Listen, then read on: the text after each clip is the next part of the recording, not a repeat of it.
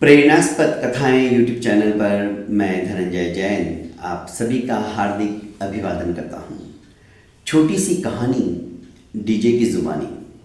दोस्तों, कैसी भी विपत्ति क्यों ना आ जाए,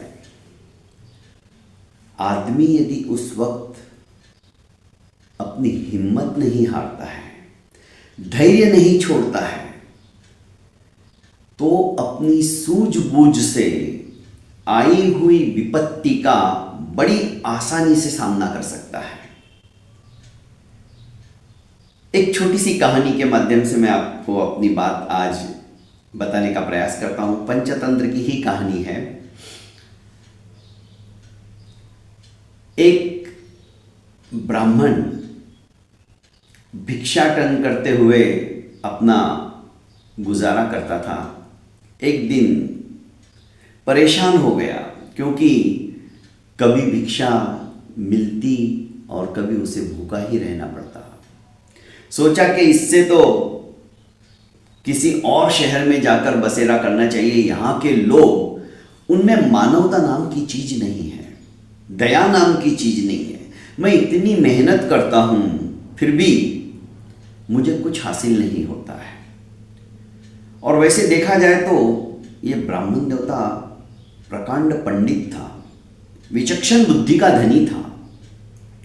पर छोटा सा गांव और गांव के लोग भी बिना बारिश के जैसे तैसे अपने खेतों में जो भी आ जाता था उससे गुजर बसेरा करते थे। कई बार बारिश नहीं होती थी तो उन्हें भी अकाल का सामना करना पड़ता था। आखिर वे भी कब तक ब्राह्मण देवता को भिक्षा देते रहते।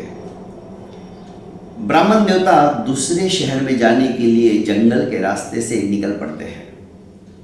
अचानक रास्ते में एक बाघ ब्राह्मण देवता के सामने से आता हुआ दिखाई देता है। अब ब्राह्मण देवता की सिट्टी पिट्टी गुम हो जाती है। सोचते अब तो मैं गया, आज ये बाघ मुझे खा जाएगा। मरता क्या नहीं करता। सोचा कि अब मृत्यु जब सुनिश्चित है, किसी भी क्षण ये झपट्टा मारकर मेरा काम तमाम कर देगा, तो क्यों नहीं मरने से पहले कुछ बचने का उपाय कर लिया जाए।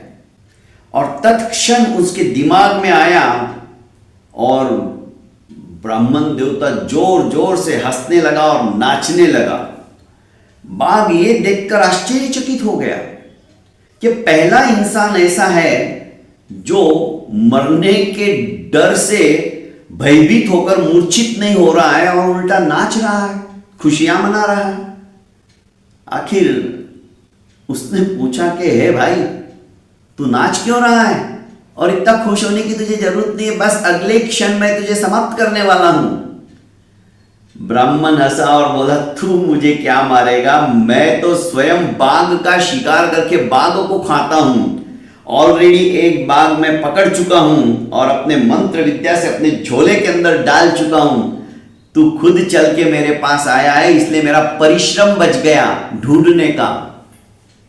इसलिए मैं नाच रहा हूं, भगवान का शुक्र मान रहा हूं कि हे प्रभु, तूने मेरे को बिना मेहनत किए ही अच्छा फल दे दिया, खुद होके मेरे सामने बाघ को भेज दिया। अब बाघ थोड़ा डरा, भयभीत हुआ, पर उसे विश्वास नहीं हो रहा था। उसने कहा, यदि तू सही कह रहा है तो बता तेरी झोली में बाघ कहां है। उसने अपनी झोली का थोड़ा सा मुंह खोला जिसमें कि एक दर्पण रखा हुआ था और उस झोली के मुंह को ऐसे खोलकर उस दर्पण के सामने उस बाघ का मुंह देख सके, ऐसा प्रतिबिंब उसका झलक सके, इस तरह से उसने झोली का मुंह खोला। जैसे ही बाघ ने अपना प्रतिबिंब देखा, उसे लगा ये तो एक और बाघ है ऑलरेडी। फिर उसने दहाड़ मारी तो भीतर से इसने भी ऐसे ही मुंह फाड़कर दहाड़ मारी। प्रतिबिंब तो था ही। अब ये घबरा गया। सोचा कि यदि मैं कुछ क्षण भी यहां रुका तो एक ब्राह्मण अपने मंत्रोच्चारण के द्वारा मुझे भी पकड़कर झोली में डाल देगा, जैसे कि पहला वाला बाघ है। और बेआकाश दौड़ने लगा, भागा भागा अपने सभी बाघों के पास जाकर मिला और कहा कि आज ऐसा ऐसा वाकया हो गया। जंगल के अंदर कोई ब्राह्मण आया हुआ है, बड़ा विद्वान है, बड़ा मंत्रोच्चारण को अपने सिद्ध करके अपने जैसे बाघों को पकड़ता है और उनको खाता है। सभी के मन में उसने डर सा पैदा कर दिया। सभी के सभी जाकर अपने राजा शेर से मिले और कहने लगे ऐसा ऐसा जंगल के अंदर कोई पुरुष आया है।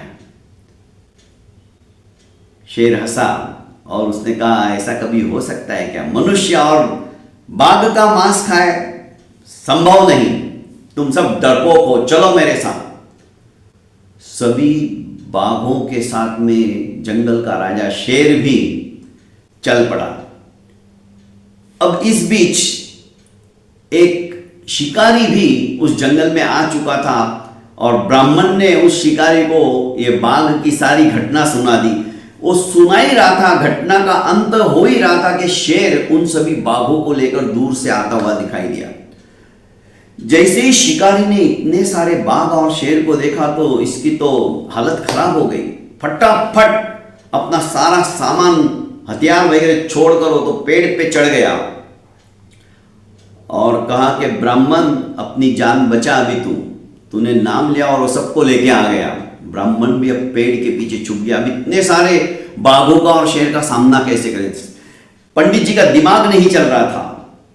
इसी बीच उस बाघ ने जो डरा था, जिसने शीशे के अंदर अपना ही प्रतिबिंब देखा था, उसने कहा कि पहले तो एक ही था, अब दो दो हो गए।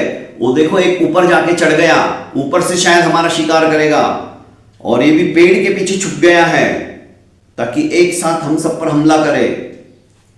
शेर ने कहा तुम डरो मत, तुम चारों तरफ से इस पेड़ को घेर लो, इन दोनों को आज अपन मार के खाएंगे।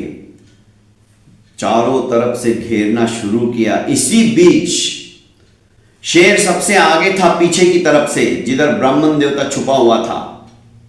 ब्राह्मण ये सब देख रहा था पर उसे सूझ नहीं रहा था कि अब मैं क्या करूं, कैसे अपनी जान बचाऊं। इसी बीच ऊपर वाले शिकारी के डर के मारे जिस टहनी को उसने पकड़ के रखा था वो टहनी टूट गई और धड़ाम से वो नीचे जो सूखे पत्ते थे उनके ऊपर आके गिरा। जैसे ही ये शिकारी गिरा और धम की आवाज आई, ब्राह्मण देवता चिल्लाया, अरे छोड़ना मत इस शेर को, इस शेर को बस पकड़ ले, बाकी बाघों को तो मैं मिनटों में पकड़ लूंगा। जोर से धमाके की आवाज सुनती पहले तो शेर भी डरा, ये अचानक क्या हुआ, क्योंकि बाघ ने थोड़ा सा डर तो पैदा कर दिया था दिलो दिमाग के अंदर, पर जैसे धम की आवाज आई गिरने की, घबरा गया। और जब ये चिल्लाया ब्राह्मण कि इस शेर को पकड़, डर मत, एक बार हमने शेर को पकड़ लिया तो बाघों को तो मैं यूं मिनटों में पकड़ लूंगा, इतना सुनना ही था। शेर भी भागने लगा कि ये सचमुच में शेर और बाघों का शिकार करने वाले लोग हैं। शेर के भागते ही बाकी के बाघ तो फटाफट भाग गए। दोस्तों कहानी है, पर यह कहानी नसीहत देती है हकीकतता के लिए कि आज कैसी भी परिस्थिति क्यों ना आ जाए, यदि हम अपना हौसला, अपनी हिम्मत नहीं हारते ना दोस्तों, तो जिंदगी के अंदर हमें कोई भी विपत्ति परेशानी में नहीं डाल सकती है। हम हमेशा अपने लक्ष्य को प्राप्त कर सकते हैं। हम दिक्कतों का सामना करना यदि सीख गए तो दोस्तों जीवन सफल हो जाता है। बहुत बहुत धन्यवाद। प्रणाम।